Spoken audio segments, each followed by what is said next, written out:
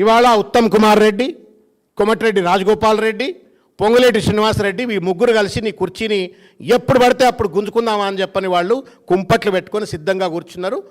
మళ్ళీ వచ్చి నువ్వు హరీష్ రావు గారి గురించి, కేటీఆర్ గారి గురించి, కేసీఆర్ గురించి మాట్లాడుతున్నావు. నీ కుర్చీ నువ్వు కాపాడుకోవా మొదలు. ఎండ్రకిచ్చల గంప ఇది మీది, మీ ప్రభుత్వం ఎండ్రకిచ్చల గంప. ఒకనికంటే ఒకడికి సయోధ్య ఉందా చెప్పుని మీరు గుండె మీద చేయబెట్టుకొని చెప్పండి. రేవంత్ రెడ్డి గారు, మీ మంత్రులు, మీకు సయోధ్య ఉందా? నువ్వు ఎప్పుడు ఫెయిల్ కావాలని చెప్పని మిగతా మంత్రులంతా ఎప్పుడు ఫెయిల్ అవుతారు, ఎప్పుడు అవినీతిలో కూరుకుంటారు. నేను ఎప్పుడు ఎవరిని బీకేయాలా, ఉత్తమ్ కుమార్ రెడ్డిని ఎట్లా బీకేయాలా, పొన్నం ప్రభాకర్ని ఎట్లా బీకేయాలా, బట్టిని ఎట్లా బీకేయాలా, పొంగులేటి శ్రీనివాసరెడ్డి ఎట్లా బీకేయాలా, నీ కుట్ర.